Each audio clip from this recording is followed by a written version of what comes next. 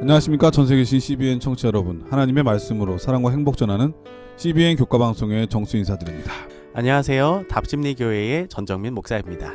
예, 목사님 반갑습니다. 목사님 답심리교회로 발령을 받으셨네요. 네, 지금 또 성도님들과 네. 또 교회를 또 더 잘 섬기기 위해서 지금 또 교회를 잘 살펴보고 있습니다. 답심리교회는 사실은 제 어렸을 때 제 모교예요, 모교회. 아, 네, 제가 우리 재림교회 처음 들어왔을 때 답심리교회부터 다녔거든요. 그러세요? 네, 그리고 거기에 다니다가 삼육학교를 또 다니게 됐고. 네. 답심리교회는 제 추억과 어린 시절이 많이 담겨져 있는 그런 교회죠. 네.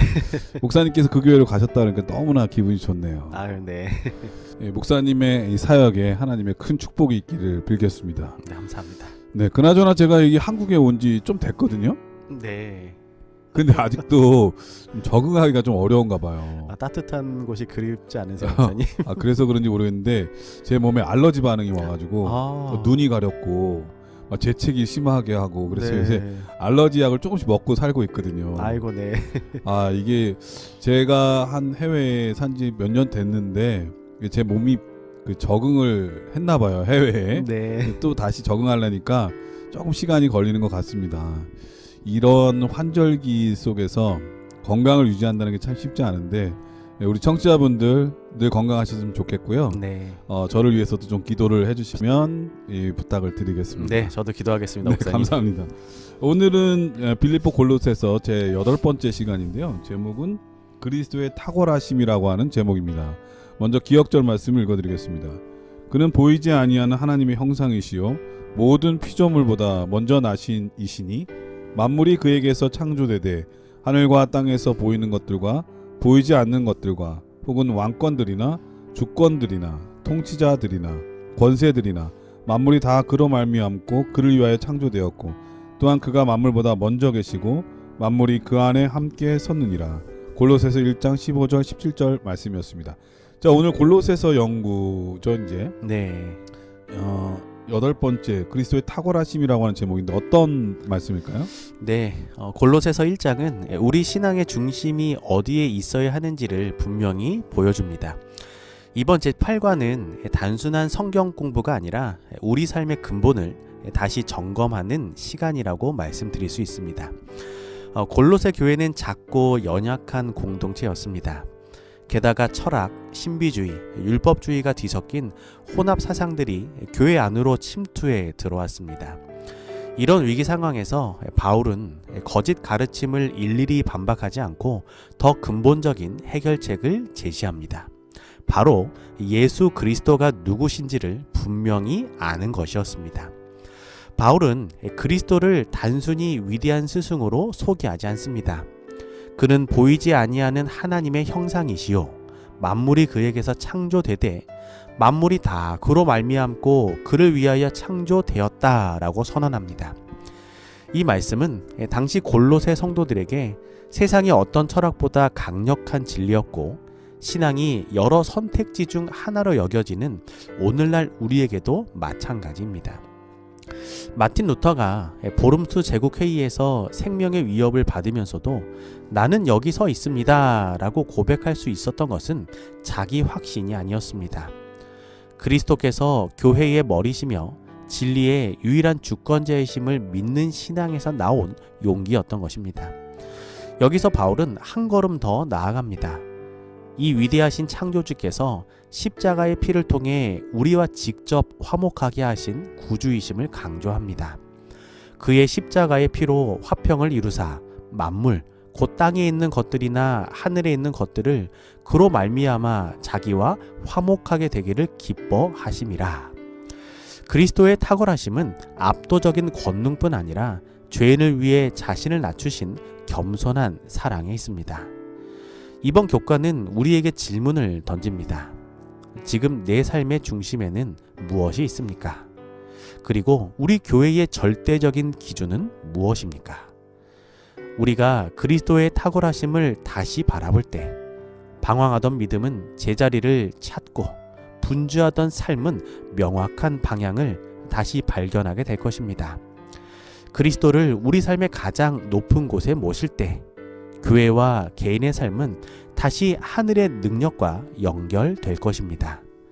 오늘 교과를 통해 우리의 삶과 우리 교회가 다시 하늘의 능력과 연결되길 소망합니다.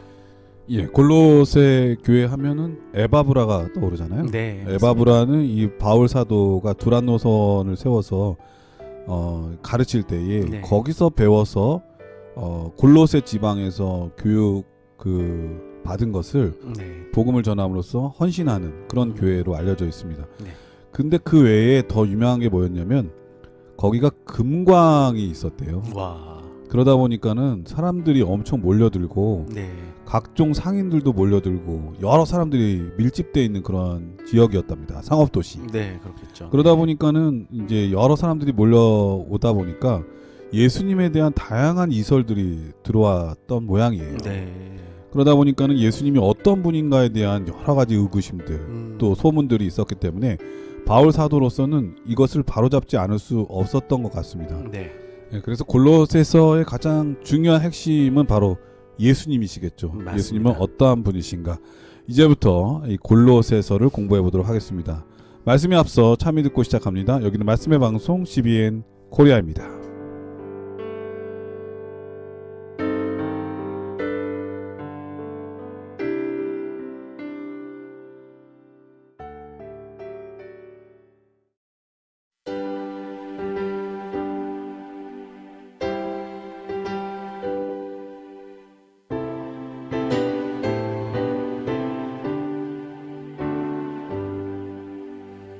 놀랍다 주님의 그 은혜 우리의 죄를 속하시려 갈바리 십자가 위에서 그 귀한 보혈을 흘렸네.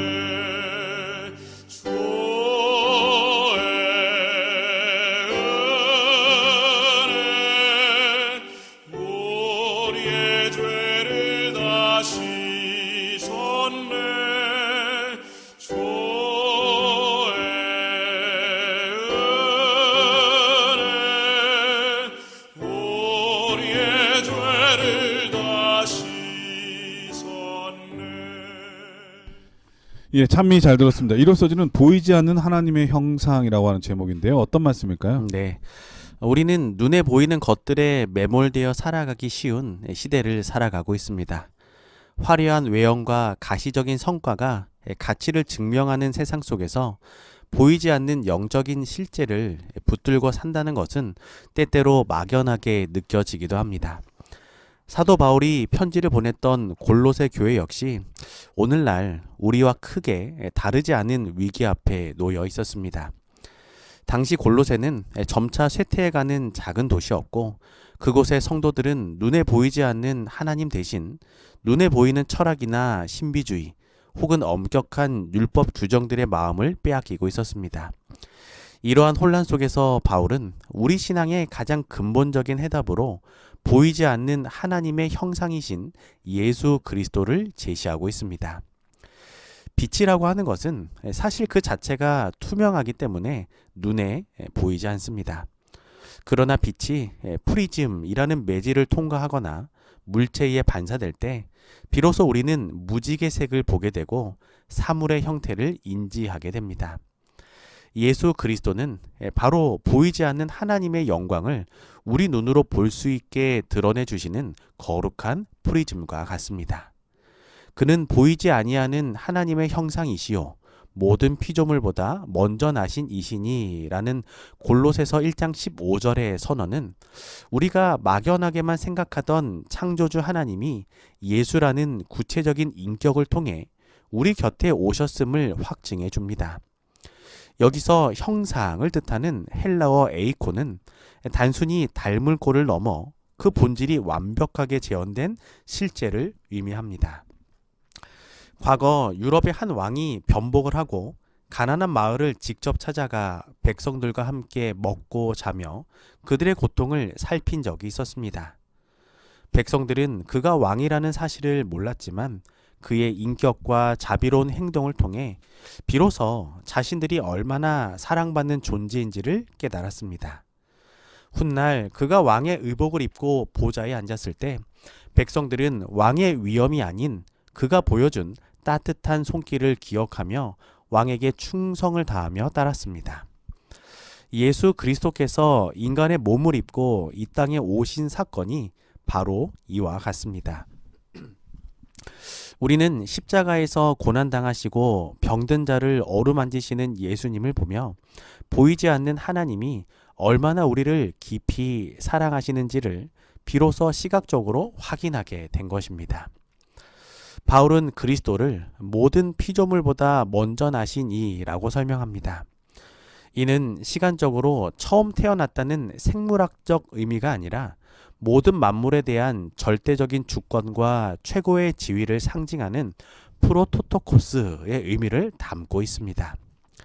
즉 예수님은 피조물의 일원이 아니라 창조의 주체이시며 통치자이십니다. 만물이 그에게서 창조되되 하늘과 땅에서 보이는 것들과 보이지 않는 것들과 만물이 다 그로 말미암고 그를 위하여 창조되었고 라는 말씀처럼 우주의 거대한 행성부터 현미경으로도 보이지 않는 미생물에 이르기까지 모든 존재의 시작과 목적은 바로 예수 그리스도께 있습니다. 우리 삶 속에서 때때로 인생의 길을 잃고 하나님이 멀리 계신 것처럼 느껴질 때 우리가 해야 할 일은 하늘을 향해 소리치는 것이 아니라 기록된 말씀 속에 예수님을 바라보는 것입니다. 예수님은 보이지 않는 하나님을 보여주는 거울이며 그분 안에서만 만물은 비로소 질서를 찾고 유지됩니다. 우리가 예수님을 삶의 중심에 모실 때 우리 역시 그분의 형상을 닮아가게 됩니다. 우리의 삶이 때때로 어둡고 답답할지라도 보이지 않는 하나님의 살아있는 형상이신 예수님을 다시 한번 바라보며 용기를 얻게 되시길 바랍니다. 그분의 눈동자에서 하나님의 자비를 읽고 그분의 손길에서 하나님의 권능을 경험하며 살아가길 소망합니다. 손상된 우리의 모습이 예수 그리스도의 빛을 받아 다시금 창조주의 형상으로 회복되는 그 놀라운 기쁨이 우리 모두의 삶에 충만하기를 간절히 바랍니다. 예, 이럴서지는 보이지 않는 하나님의 형상, 예수님에 대한 바울의 표현이잖아요. 네. 그러면서 바울은 모든 피조물보다 먼저 나시니 목사님께서 헬라어로 프로토토코스라고 말씀하셨는데 네. 이것 때문에 사실은 이슈가 많아요. 예수님을 피조물 중에 가장 첫 번째 태어나신 분으로 그렇게 오해하는 경우가 있거든요. 맞습니다. 근데 바울은 오늘 말씀을 통해서 그런 뜻으로 표현한 게 아니잖아요. 네. 모든 인간이 생각하는 그런 인간의 질서보다 더 위에 계신 분, 네. 우리의 영역 밖에 계신 분이라고 하는 것을 표현하고 있거든요. 맞습니다. 이 프로토토코스라고 하는 것 때문에 오해가 많은데 사실 이거는 어떤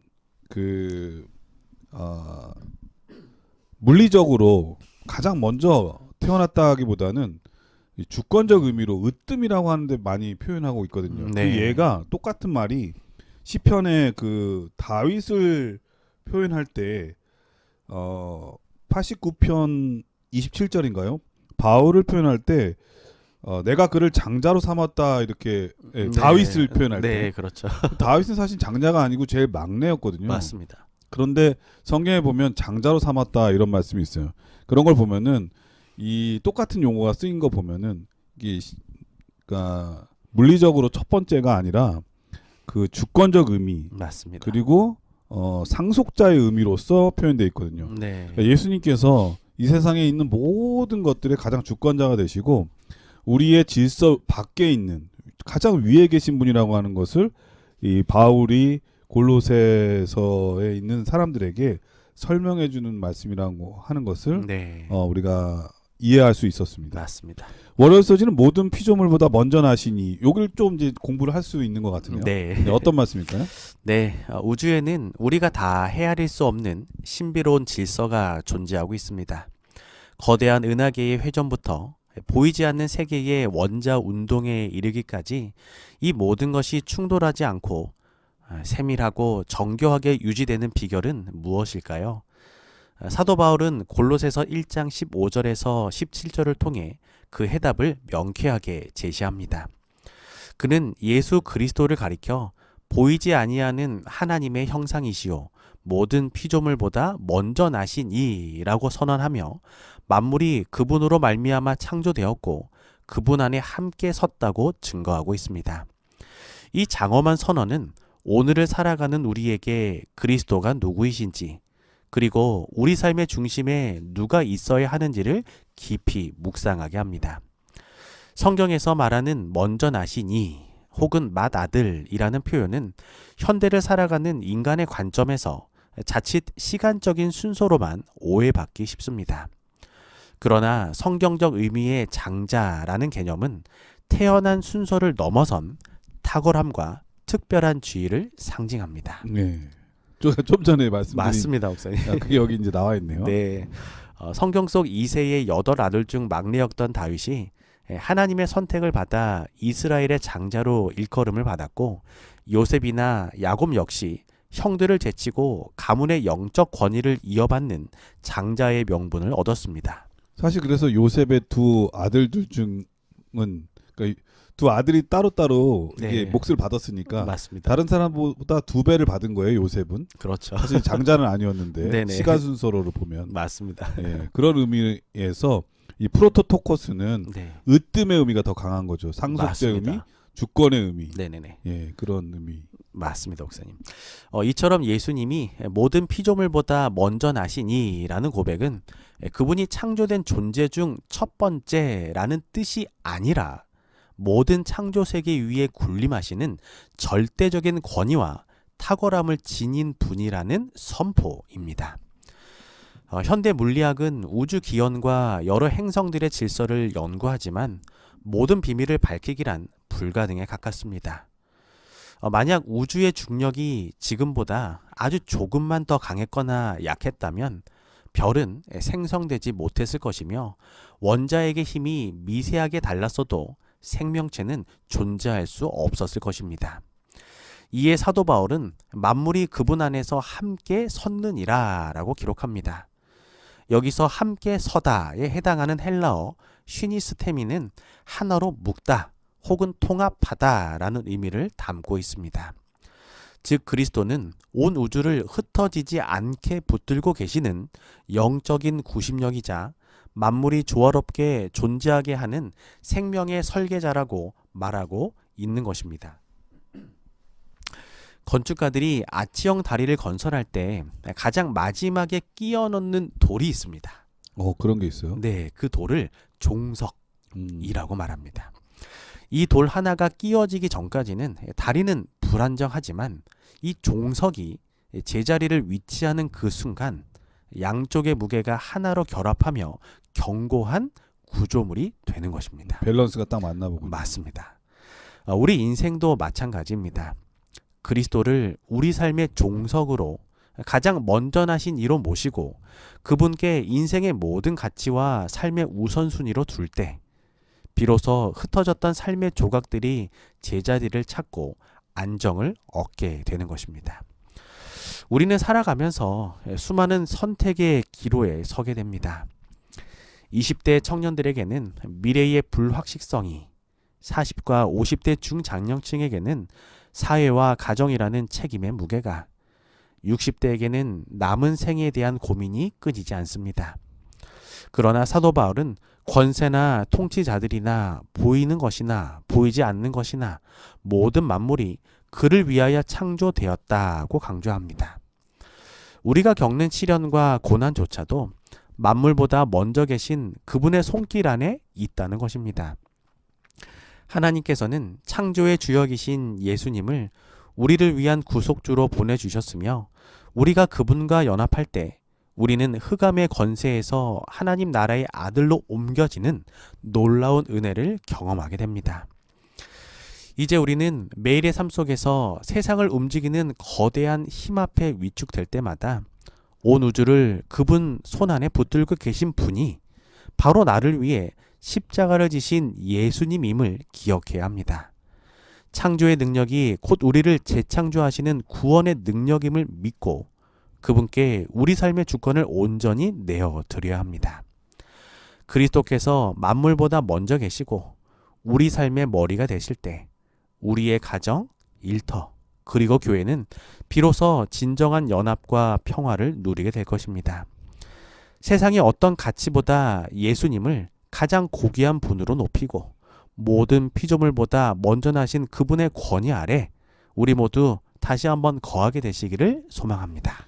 예, 월요일 소지는 모든 피조물보다 먼저 나시니라고 하는 제목인데 네, 이 말씀을 하신 이유는 우리의 삶의 기준, 네, 으뜸이 무엇이 되어야 되는지는 바울이 우리에게 권면하는 내용이 아닌가 그런 생각이 듭니다. 네, 예수님을 으뜸으로 여기는 삶이라고 하는 것은 예수님이 그저 우리 삶에서 도움을 주는 분, 필요할 때 이렇게 뭔가 도와주는 분에서 그치는 것이 아니라 맞습니다. 삶의 모든 것, 가장 네. 중요한 것이 되도록 말씀해 주고 있는 거죠. 네, 그러니까 주권자가 되는 거예요. 맞습니다. 세상에 있는 많은 사람들은 성공의 정의가 더 많이 가지는 것, 더 높아지는 것, 더 인정받는 것이잖아요. 네, 그런데 예수님을 으뜸으로 여긴다고 하는 것은 바울의 이 말씀을 통해서 우리는 더 예수님을 사랑하는, 닮아가는 것, 더 사랑할 수 있게 되는 것, 네, 그분 안에서 더 자유로워지는 거라는 생각이 듭니다. 그러니까 삶의 목적이 예수님이 되는 거죠. 그렇죠. 예수님이 전에는 수단으로 여기는 경우가 많잖아요. 네, 잘 되게 해주세요. 뭐 그리고 자기 복을 욕심을 주세요. 채우는 어떤 조언자 정도, 네. 돕는 자, 조력자 정도인데 그게 아니라 삶의 목적 그 자체가 되는 것. 그게 바로 으뜸되는 삶이라는 생각이 드는데요. 네, 바울은 이 골로새 사람들에게 예수님을 그런 분으로 소개하고 있는 것 같습니다. 화요일 소지는 몸의 머리라고 하는 제목인데 어떤 말씀일까요? 네, 우리는 일상에서 조직이나 단체의 중심이 되는 인물을 가리켜 머리, 헤드라는 표현을 자주 사용합니다. 이는 단순히 가장 높은 위치에 있다는 권위적인 의미를 넘어 전체를 살피고 방향을 제시하며 모든 지체를 하나로 묶어주는 핵심적인 역할을 상징합니다. 성경은 이러한 비유를 통해 그리스도와 교회의 관계를 아주 명확하게 설명하고 있습니다. 사도 바울은 에베소서 1장 22절에서 하나님께서 만물을 그 발 아래 복종하게 하시고 그를 만물 위에 교회의 머리로 삼으셨느니라고 기록하며 골로새서 1장 18절에서는 그는 몸인 교회의 머리시라 그가 근본이시요 죽은 자들 가운데서 먼저 나신 이시니 이는 친히 만물의 으뜸이 되려 하심이요 라고 증언하고 있습니다. 우리 몸에서 머리가 담당하는 역할은 매우 중요합니다. 그렇죠. 네, 생각하고 판단하고 맞습니다. 그쵸? 행동하고 예.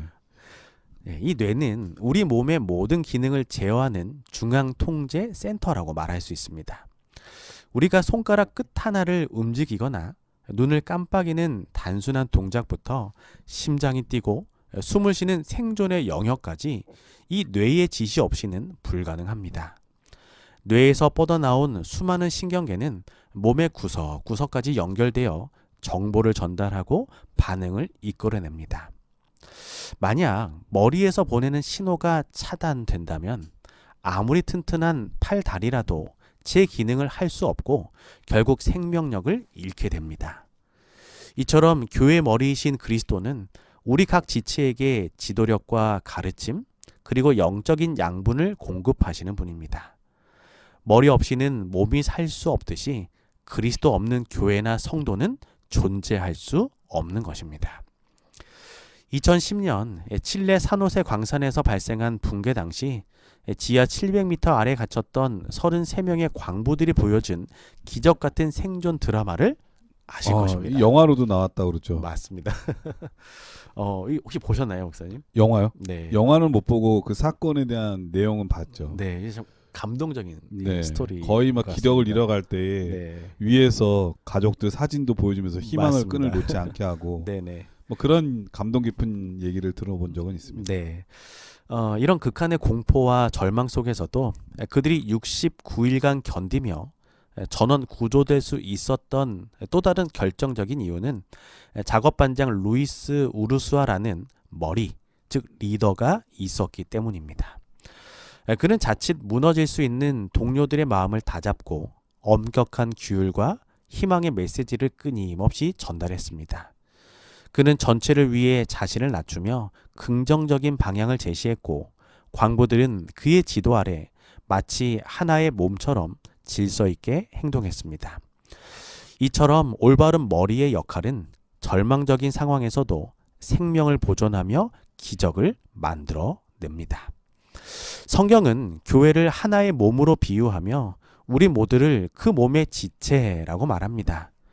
고린도전서 12장 12절부터 27절의 말씀처럼 몸은 하나이지만 많은 지체가 있고 모든 지체는 각기 다른 기능과 중요성을 가지고 있습니다.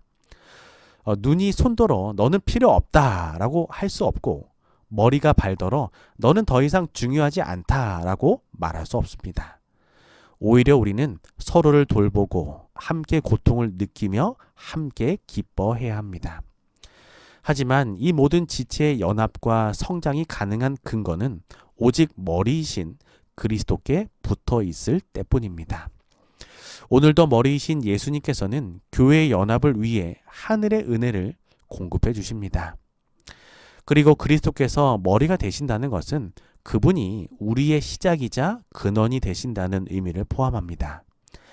히브리어에서 머리, 이 로시와 시작, 레시트의 어원은 같이 합니다. 이 어원을 같이 합니다. 네. 주님께서는 창조의 시작이실 뿐만 아니라 죽음을 이기고 부활하심으로써 우리를 위한 재창조의 시작이 되셨습니다. 죄의 결과로 죽을 수밖에 없던 우리를 다시 살아나게 하시고 하나님의 자녀가 될 수 있는 권리를 주신 것은 바로 머리이신 예수님께서 죄와 죽음을 정복하고 승리하셨기 때문입니다. 오늘 우리의 마음과 가정 그리고 교회의 진정한 주인이 누구인지를 다시 한번 우리 모두 묵상해 보시길 바랍니다.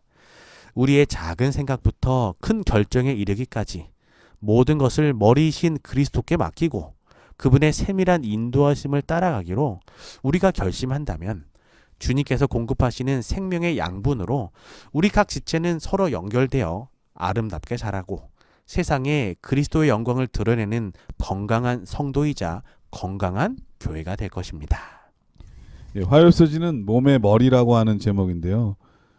교회의 머리가 예수님 되신다고 하는 바울의 권면을 우리가 살펴보았습니다.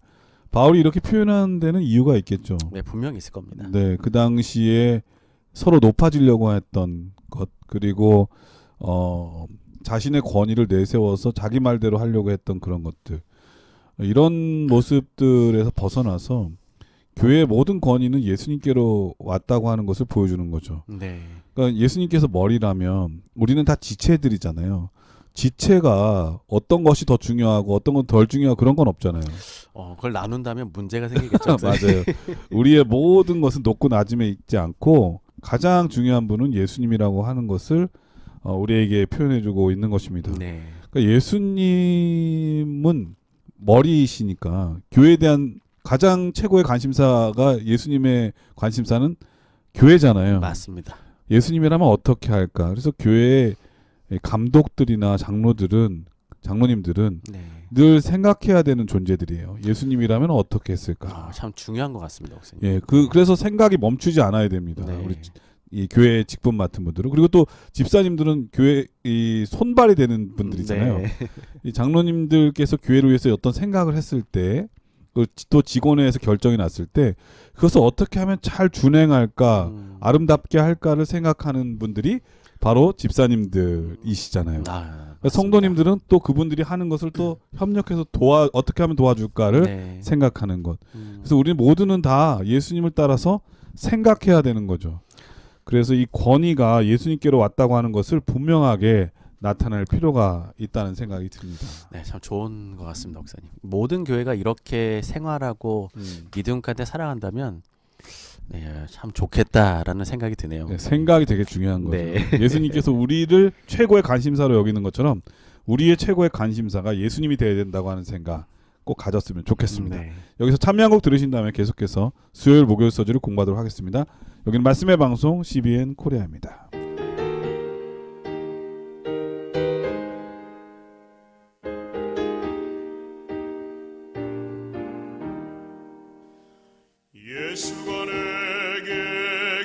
되시니 시험이 오나 겁없네 기쁨의 근원 되시는 예수를 위해 삽시다 날마다 주를 섬기며 갈수록 주를 찬양해 그 사랑 안에 살면서 딴 길로 가지 맙시다. 예, 수요일 소지는 시작이라고 하는 제목인데요. 어떤 말씀일까요? 네. 성경 골로새서 1장 18절은 이렇게 선언합니다. 그는 몸인 교회의 머리시라. 그가 근본이시요 죽은 자들 가운데서 먼저 나신 이시니 이는 친히 만물의 으뜸이 되려 하심이요. 이 말씀은 그리스도께서 단순히 우리 모임의 한 부분이 아니라 모든 존재의 출발점이며 시작이며 모든 만물의 주인임을 분명히 보여주고 있습니다. 히브리서에서 머리를 뜻하는 로시와 시작을 뜻하는 레시트는 어원적으로 깊이 연결되어 있습니다. 이는 성경의 첫 구절인 창세기 1장 1절 이 태초에 레시트 하나님이 천지를 창조하시니라는 말씀과도 연결되어 있습니다. 인체의 모든 활동은 뇌, 즉 머리에서 시작됩니다. 손가락 하나를 움직이는 작은 동작부터 깊은 철학적 사고에 이르기까지 머리에서 시작되어 온 몸으로 전달됩니다. 만약 몸이 아무리 건강하더라도 머리와 연결이 끊어진다면 그 몸은 생명력을 잃어버리고 맙니다. 그리스도께서 교회의 머리가 되신다는 것은 그분이 우리에게 생명을 공급하시고 모든 선한 움직임의 근원이 되신다는 영적인 진리입니다. 17세기 런던 대화재 이후 도시가 폐허가 되었을 때 건축가 크리스토퍼 렌은 세인트 폴 대성당을 재건하는 중대한 임무를 맡게 됩니다. 그는 단순히 건물을 세운 것이 아니라 도시 전체를 다시 설계했습니다. 그는 건물의 가장 중요한 기초석에 다시 일어나리라 라는 뜻의 라틴어를 새겨 넣었습니다. 기초가 바로 서야 전체가 바로 선다는 그의 확신은 오늘날까지 런던의 상징으로 남아 있습니다. 죄로 인해 무너지고 폐허가 된 우리 인간의 본성을 다시 세울 수 있는 분은 우리를 처음 만드신 창조의 시작자, 창조주 하나님이십니다. 그리스도께서는 단지 우리를 처음 만드신 분으로 그치지 않고 우리를 재창조하시는 시작이 되셨습니다. 예수님은 죽은 자들 가운데서 부활하심으로 사망의 권세를 깨뜨리셨고 이를 통해 우리에게 새로운 생명의 길을 열어주셨습니다. 죄의 결과는 죽음이지만 예수님의 승리는 우리가 그분의 형상대로 다시 빚어질 수 있다는 소망의 확증이 되었습니다. 비록 역사 속에 모세와 같은 이들도 있었지만 그리스도의 부활은 모든 인류를 다시 살릴 수 있는 권리를 얻으신 가장 으뜸인 사건입니다. 사도 바울은 그리스도께서 왜 우리 삶의 탁월한 주인이 되셔야 하는지 7가지 이유로 요약합니다. 그분은 보이지 않는 하나님의 형상이시며 만물을 창조하시고 보존하시는 분입니다. 또한 교회의 머리로서 만물보다 먼저 계셨으며 창조와 재창조의 유일한 시작자이십니다. 결국 죄와 죽음을 정복하신 그분만이 우리를 부활시킬 권리를 가지셨고 만물의 으뜸이 되셨습니다. 이러한 그리스도의 탁월하심은 우리가 세상을 살아갈 때 어떤 상황에서도 낙심하지 않을 이유가 됩니다. 엘렌 화이트는 이렇게 기록합니다. 하나님의 사업과 명예를 으뜸으로 삼는 원칙을 받아들이는 자들은 곤란이 사라진 것과 저희 발 앞에 평탄한 길이 펼쳐진 것을 발견하게 될 것이다. 네. 때로 우리가 걷는 길이 험난해 보이고 인간적인 계산으로는 손해처럼 느껴질 때도 있습니다. 그러나 만물의 시작이자 끝이신 주님을 우리 삶의 지휘자로 모실 때 우리의 불협화음 같던 인생은 비로소 아름다운 교향곡으로 변하게 됩니다. 이제 우리는 선택해야 합니다. 내 인생의 운전대를 여전히 내가 잡고 방황할 것인지 아니면 나를 가장 잘 아시고 나를 위해 생명까지 내어주신 머리 대신 그리스도께 모든 것을 맡길 것인지 말입니다. 오늘 그리스도를 우리 삶의 가장 높은 자리에 모시기를 원합니다. 우리의 계획과 욕심을 내려놓고 시작이자 근원이신 주님의 음성에 우리는 귀를 기울여야 합니다. 비록 눈앞의 상황이 어둡고 막막할지라도 우리 주님의 길을 따르는 것이 가장 안전하고 복된 선택임을 믿고 우리를 재창조하시는 그분의 능력이 우리 삶 속에 다시 충만히 임하게 되시길 소망합니다. 예, 수요일 서지는 시작이라고 하는 제목인데요. 예수님께서 우리의 가장 기초가 되시고 시작이 되시고 으뜸이 된다고 하는 말씀입니다. 고대의 건축술이 있잖아요. 네. 요즘은 건축을 할 때 측량을 다 해서 문제가 없지만 옛날에는 그런 게 이렇게 레이저나 뭐 정밀 측량 장비가 없었기 때문에 이 기초석을 바로 세우는 게 너무나 중요했대요. 네. 왜냐하면 이 기초석을 먼저 잘 세우는 게 바로 이 건축의 방향, 그다음에 벽돌의 직선, 그다음에 건축물의 좌우 대칭을 네. 이루는 가장 중요한 역할을 했답니다. 그래서 이거를 잘못 만들면요, 네. 잘못하게 되면 쌓으면 쌓을수록 네. 삐뚤어져서 건물을 높이 쌓을 수도 없고 금세 아. 무너질 수밖에 없다고 해요. 네. 그래서 이 기초석을 세울 때는 그냥 하지 않고 고대에는 신께 제사를 드렸다고 합니다. 세우기 전에 네, 세우기 제사를 전에. 드리고, 네. 그리고 가장 유능하고 숙련된 사람이 기초석을 삼고 딱 했다고 해요. 네. 그리고 이제 모퉁이 돌을 통해서 이 건축물들이 돌들이 연결될 수 있도록 했다고 합니다. 이 성경에 보면은 예수님에 대해서 기초석으로 네. 표현되기도 하고 또 모퉁이 돌로 표현되기도 맞습니다. 하는데 이런 모든 것들은 이 하나의 건축물로 봤을 때 그 시작이 얼마나 중요한지 그리고 그분과 연결되는 게 얼마나 중요한지 우리에게 알려주는 표현이라고 생각이 되어집니다. 우리의 삶의 가장 기초가 되시는 분, 바로 그분은 예수님이라고 하는 것을 바울은 우리에게 알려주셨습니다. 목요일 소지는 만물을 화목하게 하심이라고 하는 제목인데 어떤 말씀일까요? 네. 우리 삶 속에서 진정한 화목이란 무엇일까요? 때로 우리는 깨어진 관계를 회복하기 위해 노력하지만 인간의 힘으로는 채울 수 없는 깊은 공허함을 마주하곤 합니다. 골로새서 1장 19절과 20절은 이 거대한 공허함을 해결할 유일한 열쇠로 예수 그리스도를 우리에게 제시합니다. 성경은 하나님께서 당신의 모든 충만함으로 예수님 안에 거하게 하기를 기뻐하셨다고 선포합니다. 여기서 충만함이란 하나님의 영원하심과 자존하심, 그리고 만물을 창조하고 재창조하시는 그분의 무한한 능력을 모두 포함하는 개념입니다. 모든 사물은 시간이 지날수록 질서에서 무질서의 상태로 나아간다는 엔트로피 법칙이 있습니다. 죄로 물든 이 세상도 마찬가지입니다. 인간의 마음과 관계, 그리고 자연계 전체가 죄라는 어두운 힘 아래서 서서히 무너지고 파괴되어 가고 있습니다. 그러나 예수 그리스도의 화목은 이 엔트로피의 방향을 역행시키는 재창조의 능력입니다.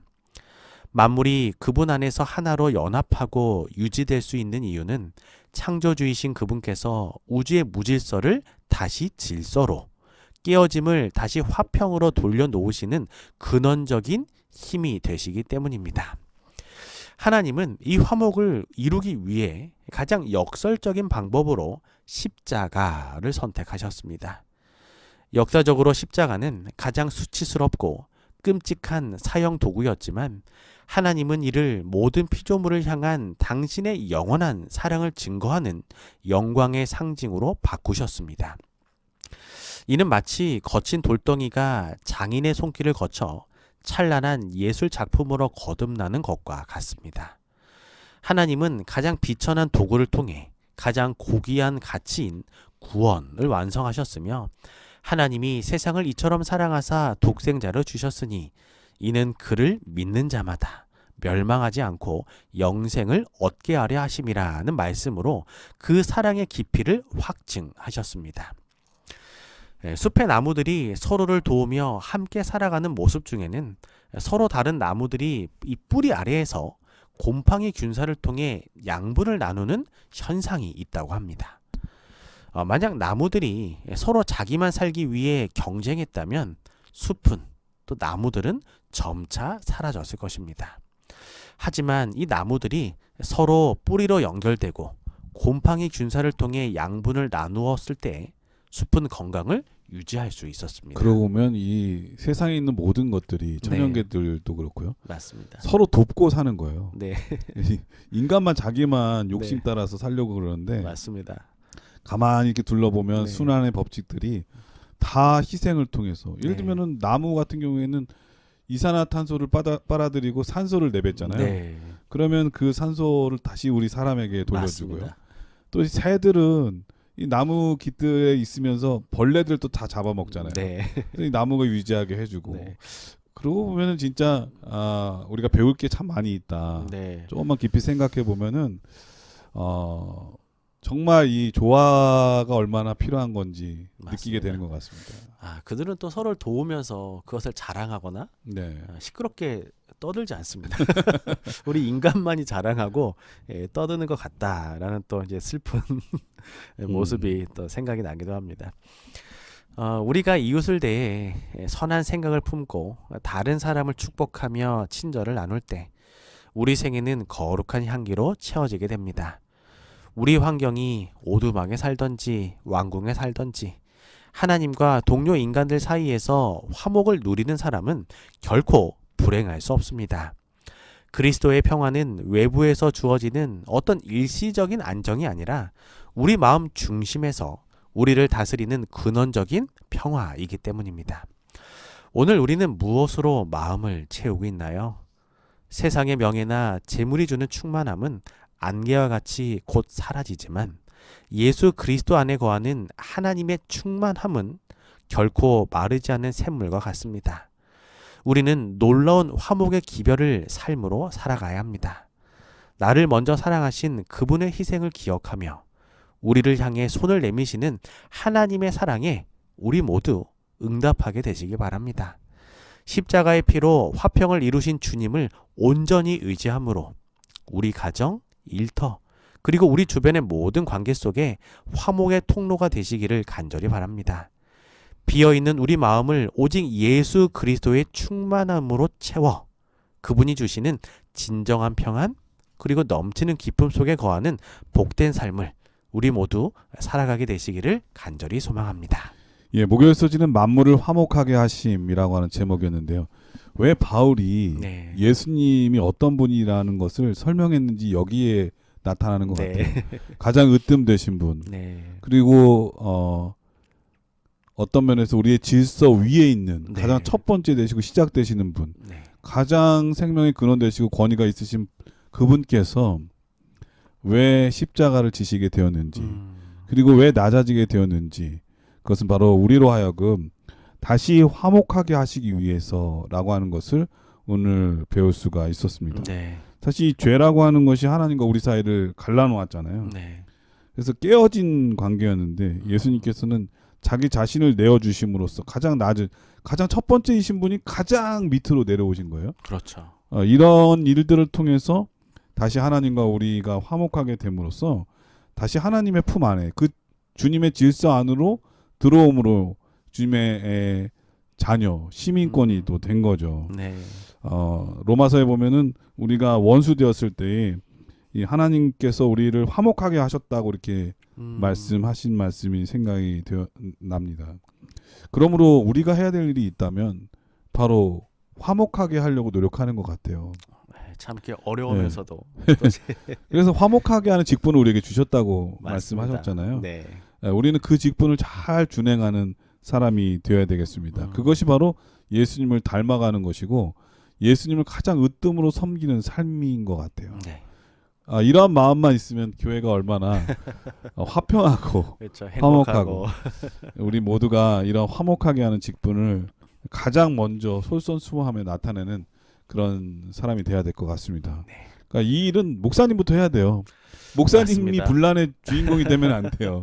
그렇잖아요. 네. 그리고 우리 장로님들께서 이 일을 하셔야 되고요. 그러니까 장로님들이 이 목사님과 함께 화목하게 하려고 노력을 많이 하면 교인들은 당연히 다 이 따뜻한 교회가 느껴지니까 저 윗물이 맑아야 아랫물이 맑다. 화목하게 되겠죠. 이런 아름다운 교회 올 1년 동안 그 훈훈한 소식이 많이 전해지게 되기를 간절히 축원드립니다. 네. 목사님께서 이번 교과를 간략하게 정리해 주시고 기도하고 마치도록 하겠습니다. 네. 우리가 오늘 공부한 교과는 만물의 창조주이시며 교회의 머리이신 예수 그리스도의 절대적인 탁월하심을 선포하고 있습니다. 보이지 않는 하나님의 형상이신 주님은 죄로 인해 깨어진 우리 삶의 기초가 되시며 십자가의 보혈로 온 우주를 하나님과 다시 연결하신 화목의 주인 되십니다. 우리 인생의 모든 주권을 우리 하나님께 맡길 때 비로소 부질서했던 삶은 정돈이 되고 메말랐던 마음에는 하늘의 평강이 흐르게 됩니다. 세상의 헛된 가치에 마음을 빼앗기지 않고 오직 만물의 으뜸 되신 그리스도를 우리 삶의 가장 높은 곳에 가장 중심에 다시 한번 모시길 원합니다. 그분의 은혜로 날마다 새롭게 빚어지는 재창조의 기쁨을 날마다 경험하며 우리 삶의 모든 현장에서 화평의 통로로 우리 모두 쓰임 받게 되시기를 간절히 소망합니다. 예, 목사님께서 기도해 주시고 교과를 마치도록 하겠습니다. 사랑과 은혜가 풍성하신 우리들의 하나님 아버지, 만물의 창조주이시며 교회의 머리 되신 하나님과 화목하게 하시니 감사를 드립니다. 아멘. 죄로 어그러진 우리 삶을 다시 세워주시고 하늘의 질서대로 우리 다시 한번 살아가게 하여 주시옵소서. 아멘. 세상의 헛된 가치가 아닌 모든 것의 시작이신 우리 하나님을 우리 삶의 중심에 모시길 원합니다. 깨어진 관계마다 은혜를 더하셔서 우리가 먼저 화해의 통로, 화목의 통로가 되게 하여 주시옵소서. 아멘. 머리 대신 하나님께 온전히 순종하며 다시 사랑으로 연합하여 하나님의 영광을 드러내는 복된 삶을 우리 모두 살아가게 하여 주시옵소서. 아멘. 사랑의 예수님의 이름으로 간절히 기도드립니다. 아멘. 아멘. 네, 전 세계 CCBN 청취자 여러분, 탈무드에 보면 이런 말이 있다고 하죠. 항아리 속에 한 개의 동전이 들어있으면 시끄러운 소리가 나지만 항아리 속에 동전이 가득 차면 소리가 나지 않는다. 나만 옳다고 주장하는 그러한 삶이 아니라 상대방을 존중해주고 경청하고 잘 들을 줄 알므로 화평케 하는 일에 먼저가 되는 우리 모든 성도들이 됐으면 정말 좋겠습니다. 그렇게 되면 우리 눈에 예쁜 모습이 남게 되고 또 멋진 말이 우리 귀에 남게 되고 이 따뜻한 배품을 통해서 그것들이 우리 가슴에 남게 되면 우리 교회는 정말 예수님께서 기뻐하시는 교회 될 것이라는 생각이 듭니다. 한 주일 동안 건강하시고요. 저희는 다음 주에 다시 찾아뵙도록 하겠습니다. 안녕히 계십시오. 안녕히 계세요.